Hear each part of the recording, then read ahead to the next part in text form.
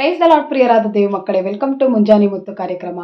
ಪ್ರಿಯರಾದ ದೇವಿ ಮಕ್ಕಳೇ, ಈ ದಿನದಲ್ಲೂ ಕೂಡ ನಮ್ಮ ಕರ್ತನಾದ ಯೇಸು ಕ್ರಿಸ್ತನ ಕೃಪೆಯಿಂದ ಈ 2025ನೇ ವರ್ಷದ 7 ತಿಂಗಳನ್ನು ನಾವು ಅದ್ಭುತವಾಗಿ ಹಾದು ಬಂದು ಈ 8ನೇ ತಿಂಗಳಿನ ಮೊದಲನೇ ದಿನವನ್ನು ಕಾಣುವಂತೆ ಆತನು ಕೊಟ್ಟ ಅಪಾರ ಕೃಪೆಗಾಗಿ ಆತನಿಗೆ ಸ್ತೋತ್ರವನ್ನು ಸಲ್ಲಿಸುತ್ತಾ, ಪ್ರಿಯರಾದ ದೇವಿ ಮಕ್ಕಳೇ, ಈ ಆಗಸ್ಟ್ ತಿಂಗಳಿನ ಮೊದಲನೇ ದಿನ, ಅಂದರೆ ಈ ಆಗಸ್ಟ್ ತಿಂಗಳು ಎನ್ನುವಾಗ ಅದನ್ನು ನಾವು ನೆನಪಿಸಿಕೊಳ್ಳುವ ಈ ಸಮಯಗಳಲ್ಲಿ, ಈ ತಿಂಗಳಲ್ಲಿ ವಿಶೇಷವಾದ ವಿಷಯವೆಂದರೆ ನಮ್ಮ ಭಾರತ ದೇಶದ ಸ್ವತಂತ್ರ ದಿನಾಚರಣೆ.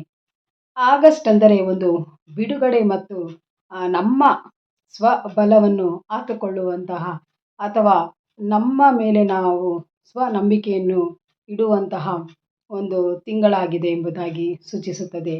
ಪ್ರಿಯರಾದ ದೇವ ಮಕ್ಕಳೇ, ಅದು ಮಾತ್ರವಲ್ಲದೆ ಆಗಸ್ಟನ್ನು ನೋಡುವಾಗ August month is like A Sunday of the summer ಎಂಬುದಾಗಿ, ಅಂದರೆ ಬೇಸಿಗೆ ಕಾಲದ ಭಾನುವಾರ, ಅಂದರೆ ಬಿಡುವಿನ ದಿನವೇ ಆಗಸ್ಟ್ ತಿಂಗಳಾಗಿದೆ ಎಂಬುದಾಗಿ. ಪ್ರಿಯರಾದ ದೇವ ಮಕ್ಕಳೇ, ಈ ತಿಂಗಳಿನಲ್ಲಿ ಬೇಸಿಗೆ ಕಾಲವು ಮುಗಿದಿದ್ದು ಮಳೆಗಾಲದ ಪ್ರಾರಂಭವಾಗಿರುವಾಗ ನಮಗೂ ಕೂಡ ಯೇಸು ಕ್ರಿಸ್ತನು ಈ ದಿನಗಳಲ್ಲಿ ನಾನು ನಿಮಗೆ ವಿಶೇಷವಾಗಿ ನಿಮ್ಮ ಮೇಲಿರುವ ಎಲ್ಲ ಕಷ್ಟಗಳನ್ನು, ದುಃಖಗಳನ್ನು, ರೋಗಗಳನ್ನು, ವೇದನೆಗಳು ಎಂಬ ಅನೇಕ ಸಮಸ್ಯೆಗಳಿಂದ ನಾನು ನಿಮ್ಮನ್ನು ಬಿಡುಗಡೆಗೊಳಿಸುತ್ತೇನೆ ಎಂಬುದಾಗಿ ಈ ತಿಂಗಳಿಗಾಗಿ ಆತನು ನಮಗೆ ಒಂದು ವಿಶೇಷವಾದ ವಾಗ್ದಾನವನ್ನು ಕೊಡುತ್ತಿದ್ದಾನೆ.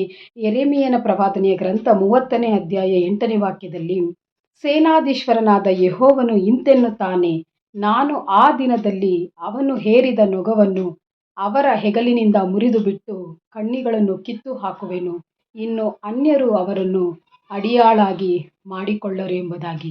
ಪ್ರಿಯರಾದ ದೇವ ಮಕ್ಕಳೇ, ವಾಕ್ಯವನ್ನು ನೋಡುವಾಗ ನಮಗೆ ದೇವರು ಈ ದಿನ ನಮ್ಮನ್ನು ಸ್ವತಂತ್ರಗೊಳಿಸುತ್ತಾನೆ ಎಂಬುದಾಗಿ, ನಮ್ಮ ಬಲ ಎಷ್ಟು ಇದೆ ಎಂಬುದನ್ನು ನಾವು ಅರಿತುಕೊಳ್ಳುವಂಥ ತಿಂಗಳು ಈ ತಿಂಗಳಾಗಿದೆ.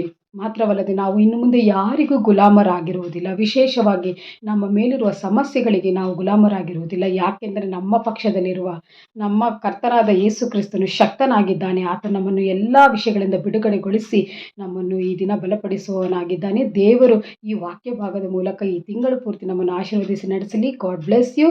Have a nice day.